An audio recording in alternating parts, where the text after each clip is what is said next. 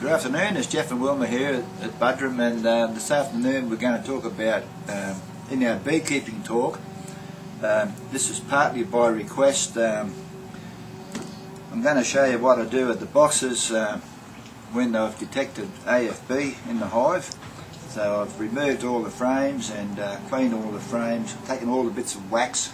You can show a pile of frames over here to your right, Wilma. They're all ready to be scorched, so I've taken all the wax out of them, and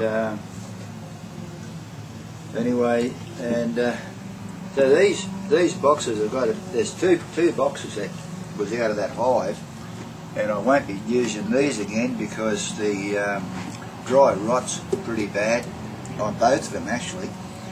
So I'm going to use them to either repair these boxes or use the material to repair other boxes.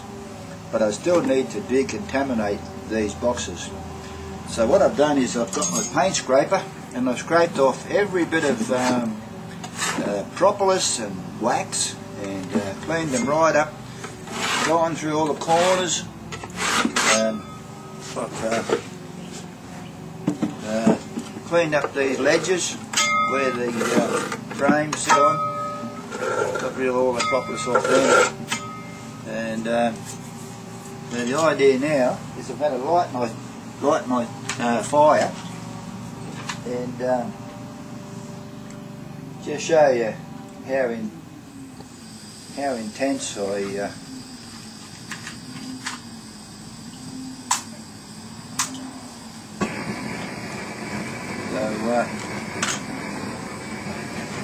can you hear me talking still? Yes. So what I want to say is I have it hot enough. If these boxes have been painted with enamel paint, the fire will normally scorch the paint. So my theory is if it's hot enough to scorch to blister the paint, it's hot enough to kill the disease spores. So I'm just going to show you what I do here. So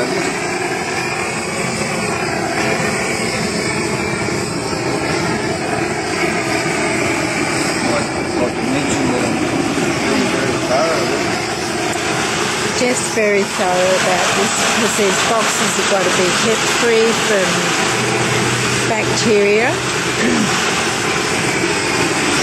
Otherwise the hives die out.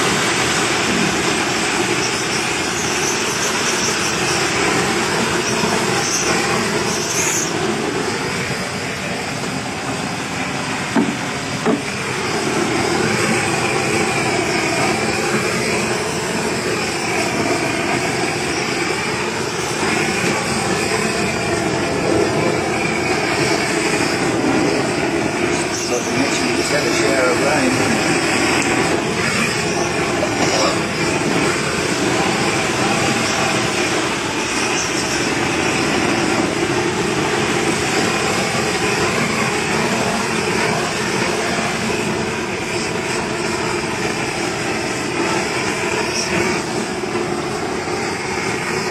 So that's that. So the same thing happens with the queen excluders and the lid and the base, so you're virtually starting from scratch. And so the second part of my talk is, pardon me, I want to talk about queen excluders. So this is one of the queen excluders I acquired a couple of weeks ago off that bloke who was disheartened by the small hive beetle. I don't think there'd be any talk I'll do about bees where the small hive beetle doesn't come up. So now there's sometimes with with beekeeping there's many challenges. We've got AFB and EFB and small hive beetles, and we haven't got the varroa mite yet, but I guess we'll get it one day. And sometimes you think everything's going great and you're going along checking your hives for honey and that sort of thing, and you come across a hive and it's just chock-a-block full of bees, and you think, yeah, beauty. And so you start pulling the frames out and you pull out one frame and it's chock-a-block full of honey. So I put them on the, stand them up against the hive and pull out another one, it's chock-a-block full of honey. Then you pull out a third one, you'll find it's got about 1/3 brood in there. So then you think, oh, jolly queens up in the top box.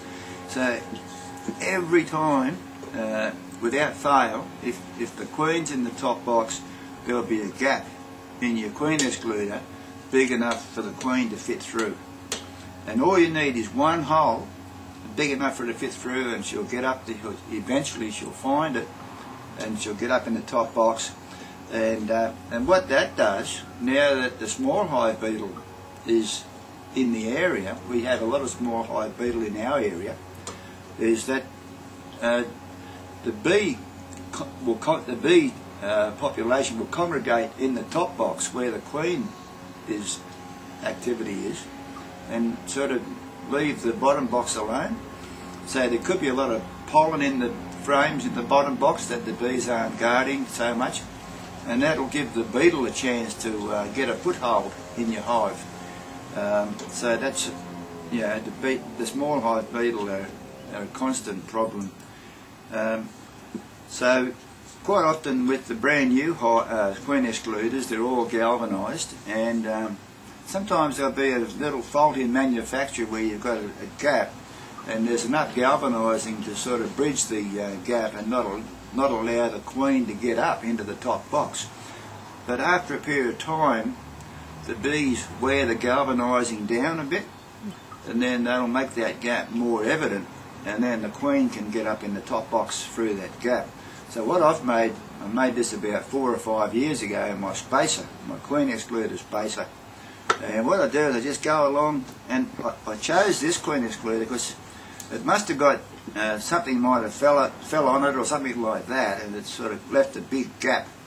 So even if I try to straighten it up, it might have actually, it might not close up properly.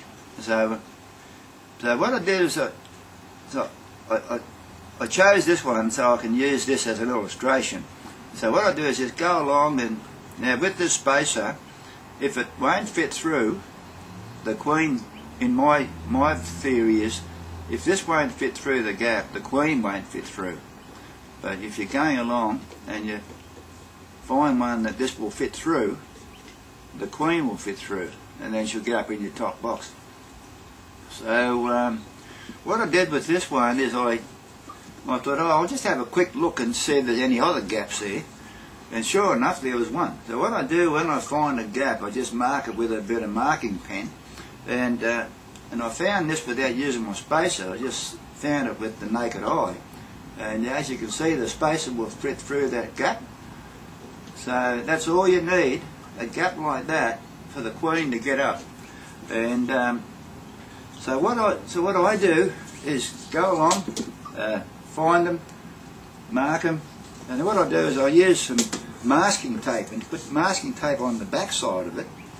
And I've got a little tool, and then what I do is mix up some plastibond. It's a sort of a 2-part cement type of plastibond stuff, and I just use a tool and fill the gap up on this side up to the masking tape, and then let the masking tape and then let the plastibond set, and then pull the tape off the other side, and then fill the gap on the other side.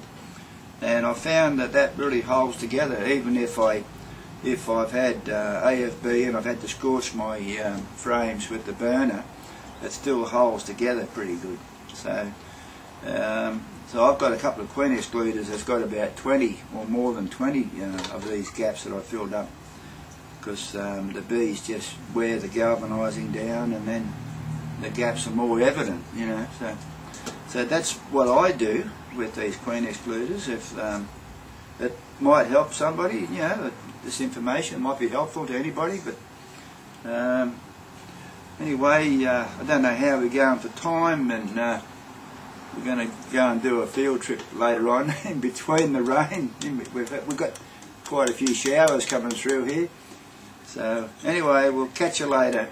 All the best. Bye.